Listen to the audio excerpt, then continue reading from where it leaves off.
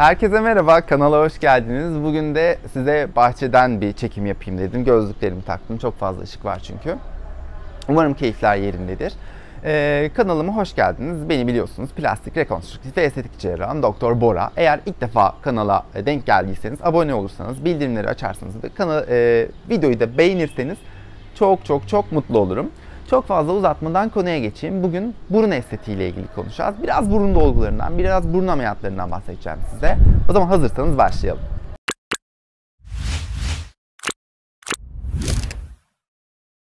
Burun ameliyatı için bir eşik var. Şimdi herkes burnunu beğenmeyebiliyor. Ama herkes burun ameliyatı olmak istemiyor. Çeşitli korkularımız var ya da gerek duymuyor. Bunun için bir eşik var. Eğer bu eşiği geçmişseniz o zaman diyorsunuz ki yarın ameliyat olmak istiyorum. Ama bu eşiği geçemeyen kişiler de geliyorlar. Hani burnumdan şikayetçiyim, olsam mı olmasam mı düşünceler. Belki 2 yıl sonra tekrar geri geliyor, ameliyat olmak istiyor. Belki de hiçbir zaman ömrü boyunca burun ameliyatı olmuyor. Benim size tavsiyem çok kararlı olmanız gerekiyor ki bu burun ameliyatının zorlukları, geçen işte nefes alamama gibi, burun şişliği, morluklar gibi sizi mutsuz etmesin. Bir de şu var, sizin istemeniz lazım. Yani eşinizin değil, annenizin değil ya da ne bileyim arkadaşınızın değil. Siz aynaya baktığınızda burnunuzu sizi mutsuz ediyorsa işte bu bizim için önemli. Dolayısıyla ben hastalar geldiğinde mutlaka onu değerlendiriyorum. Bu kişi gerçekten burun ameliyatı olmak istiyor mu? Yoksa çevresindekiler mi istiyor? Eğer siz burnunuzdan mutsuzsanız tabii ki de bu bizim için çok daha değerli ameliyat olmanız açısından. Biraz ameliyatla ilgili detaylar vereyim. İşte burun travmanız var mı yok mu o önemli. Bazen işte burnunuz kırılmış oluyor spor müsabakaları ya da kazalar sonrasında. Bu önemli. Bunun dışında yaşınız önemli. Biz genelde 16 yaşını ve üstünü tercih ediyoruz. Çünkü 16 yaşından önce burun gelişimi tam tamamlanmamış oluyor. 16-18'de de aile rızası varsa ameliyat yapılabilir ama tabii 18'i geçmiş olması, artık reşit olması daha değerli bizim için. Burun ameliyatının olmaya geldiğinizde ben size çeşitli bilgiler veriyorum. İşte hastanede bir gece kalmanız gerekiyor. Burun ameliyatı sonrasında burnunuza bir atel yerleştiriyoruz. Burun kemiklerini kırdığımız için. Bu ateli bir hafta sonra çıkarıyoruz. İşte bir hafta bu atele su değmesini istemiyoruz ama vücudunuzu yıkayabilirsiniz. Tabii saçınızda kuaför usulü yıkamanız mümkün. Bunun dışında biraz şişlik ödem oluyor tabii ki de. Bu ödem logaritmik olarak azalıyor. Yani ilk 3 haftada %50-%60'ı geçerken geriye kalan %40'lık dönem bazen 6 aya, bazen 1 yıla kadar uzayabiliyor. Bu kişisel faktörlere göre değişiyor. Gençseniz daha hızlı geçiyor ödeminiz. Ödemin geçmesi için biraz masaj öneriyoruz size. Şöyle hemen gözlüklerimi çıkararak söyleyeyim. Şöyle yukarıdan aşağıya doğru gün içerisinde 6-8 kez hafif bir kremle, yine aşağıdan da yukarı doğru burun için bir masaj. Bu da ödeminizin daha hızlı geçmesini sağlıyor. Morluğa geldiğimizde morluk kişisel bir durum. Eğer genetik bir hastalığınız varsa, kanama hastalığı, morluğunuz çok oluyor. Ya da işte adet dönemi öncesi sonrası kadınlarda değişebiliyor. Yine aynı şekilde yeşil çay çok tüketenlere çok morluk oluyor. Ya da hiçbir sebebi olmadan bazen çok morluk oluyor ya da hiç morluk olmuyor. Ama morluk 7-10 gün içerisinde tamamen geçiyor. O daha hızlı geçtiği için morluk kafaya takmayın. Bir de ağrıyı çok soruyorsunuz. Çok fazla ağrı olur mu? O ağrıya dayanabilir miyim? Ağrı ile ilgili bir sıkıntı olmuyor burun ameliyatlarında. Hatta ağrı olmuyor diyebilirim. Bizim verdiğimiz basit analjezikler, ağrı kesiciler sizin için yeterli oluyor. Onunla ilgili sıkıntı olmasın yani, rahat olun kafanız. Nefes alma durumu da ilk birkaç gün ağızdan nefes alıyorsunuz. Bence burun ameliyatının en zor kısmı bu. İlk 2-3 gün ağızdan nefes almak. Çünkü burnunuz tamamen tıkalı oluyor. Ben tampon koymuyorum. Ama içerideki mukoza şiştiği için orada bir nefes alma girişinde sıkıntı oluyor. Sonra yavaş yavaş burun delikleri önce bir sağ açılıyor. Sonra 10 dakika, 20 dakika öyle açılıyor. Sonra sol açılıyor.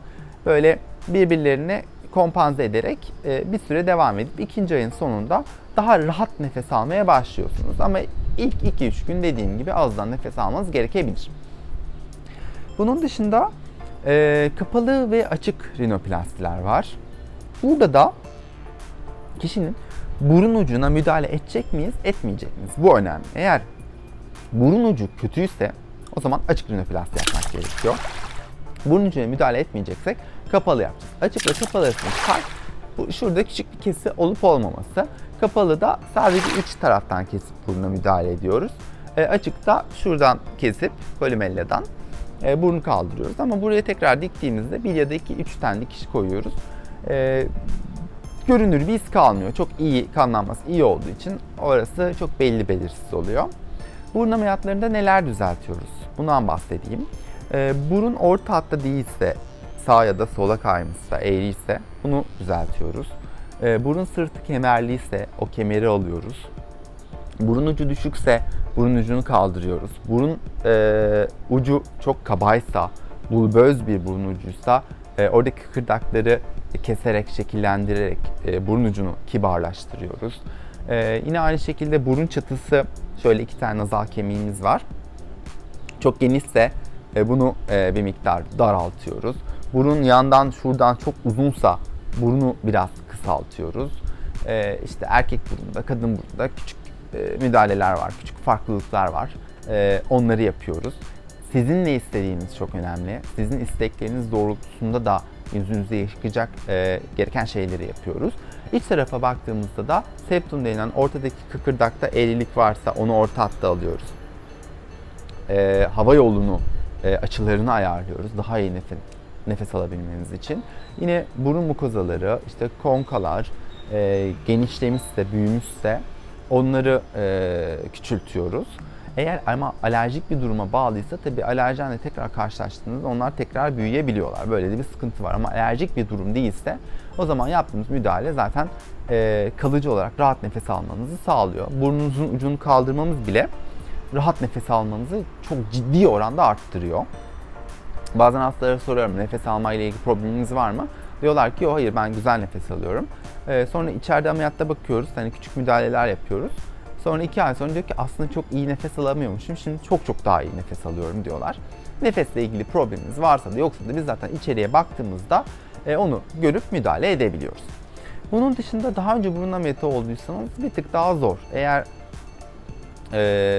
yani doktorunuz ne yapmış onu tam bilmediğimiz için bazen tomografi çektirmek gerekebiliyor. Tomografi ne kadar kıkırdak alınmış, ne kadar kıkırdak kalmış, biz ekstra kıkırdak alacak mıyız kulaktan ya da kaburgadan gibi şeyler var. Bir de burunu açtığımızda tekrar açmak biraz daha zor oluyor. Çünkü burun yapışmış oluyor. Onları düzeltmek gerekebiliyor. Bunun dışında genel olarak ameliyatlar bu şekilde. Ameliyatlarla ilgili sorularınız varsa bana Instagram'dan ya da kliniğimizin cep telefonu, WhatsApp'tan fotoğraf göndererek sorabilirsiniz. Biz burun tam olarak iyileşmesini 12 ay olarak söylüyoruz. Yani 1 yıl sonra esas burnunuz oturmuş olur deriz. Bu da oldukça uzun bir süre ama sizin gözünüzün tam alışması, iyi tamam bundan güzel bir burun olmuş demeniz 2. ayın sonuna, yani biraz meşakkatli bir ameliyat diyebilirim. Burun dolgularından da bahsetmek istiyorum. Burun dolgularıyla ilgili çok soru geliyor. Burun dolgularında biz neler yapabiliyoruz? Eğer burada bir kemer varsa onu biraz daha düz hale getirebiliyoruz. Yani eksik tarafı tamamlıyoruz. Ve burun ucunu bir miktar kaldırabiliyoruz. Bunun dışında burun dolgularıyla başka şey yapmamız mümkün değil.